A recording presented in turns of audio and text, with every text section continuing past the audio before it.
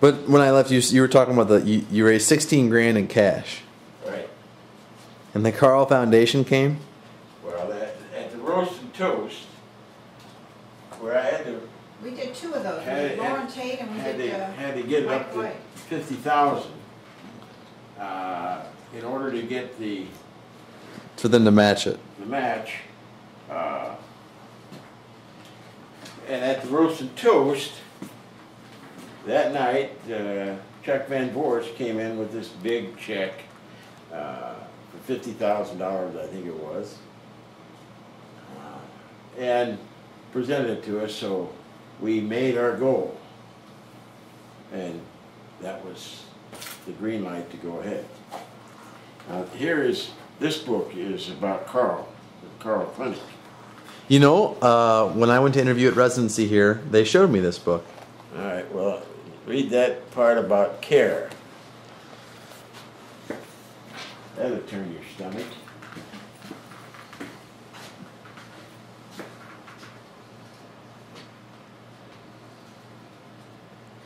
The Center for Athletic Injury Research, CARE, Mahomet, exists because of one man, clinic pathologist Ed Grog.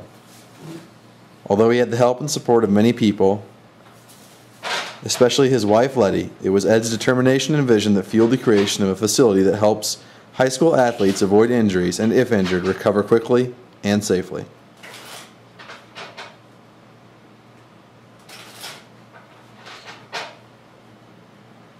At first, Ed housed the Nautilus equipment in a double-wide mobile home, the first Mahomet Carl Clinic, donated by the Carl Foundation, and later in a new $500,000 facility that cost only $90,000 to build. Roughly, yeah. Yeah, that's neat. See, didn't you give him that book for all these references? Yeah. Yeah. Yeah. Well, you got to read the book. I will. But you even have to read that to finish it, because What? it's enough to turn your stomach. What do you mean? The way it ends? Yeah. Well, you're being facetious, I presume. Yeah.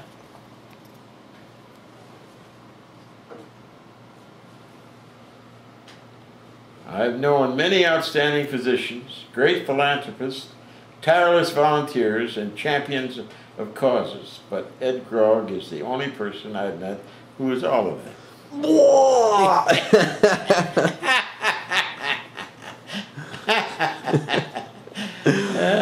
Oh, so is there another Ed Grog we don't know about? Well, Jim Stegeman's mentioned in this. So who wrote and so this gentleman who wrote it? What's his name? Jack Pollard. Dr. Jack Pollard. Dr. Jack Pollard. And you never really thought he was, Well, he and I never really. that fond of you. Well, I mean, for not being very fond of you.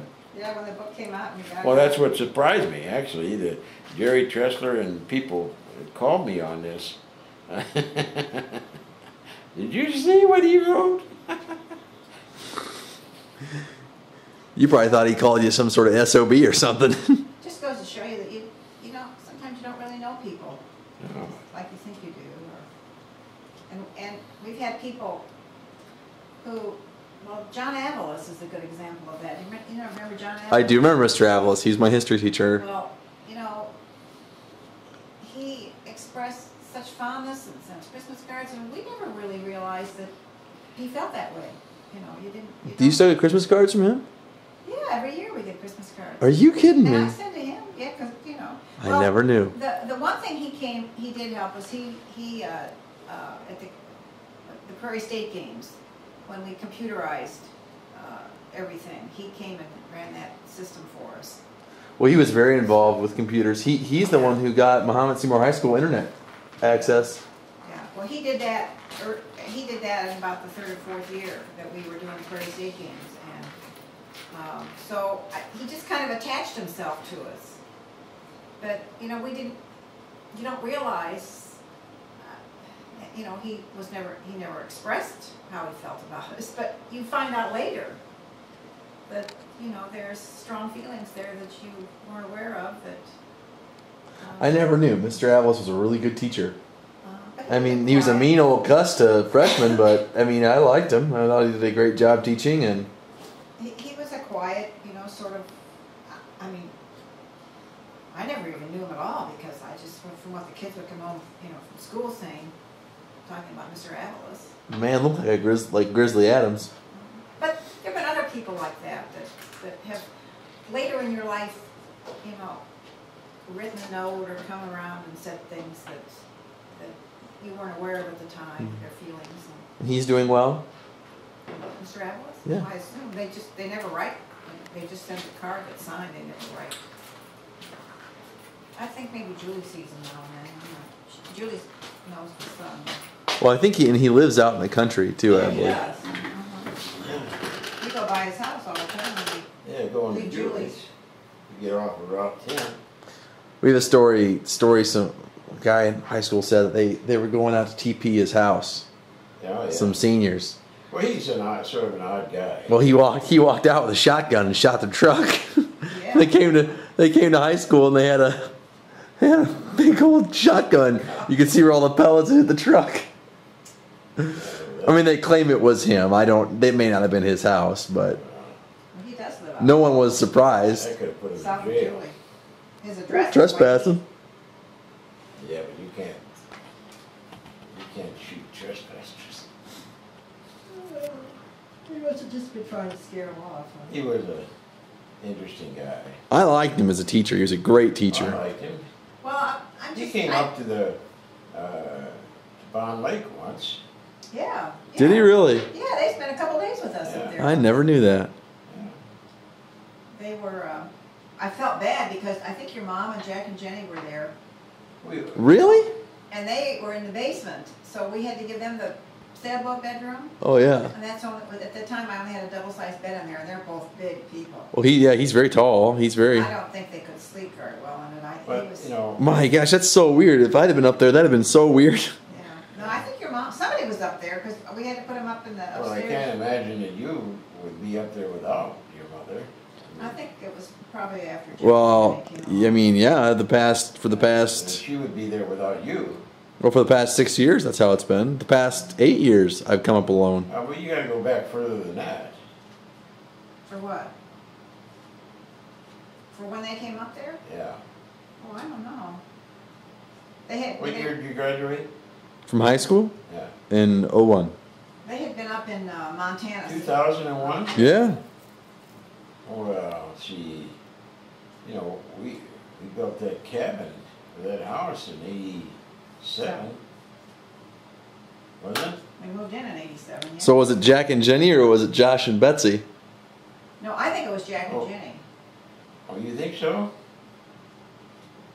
Well, they've been around. Well, was it Jack's been born was it last after year. he was retired or was it before he was retired? I think it was before. Well, then it had to have been. It couldn't have been Jack and Jenny. No. It had to have been. It would have been me and Betsy or somebody else. Okay, but you don't remember it? But you would have remembered it if you were up there. Somebody was up there, and I was thinking it was your mom.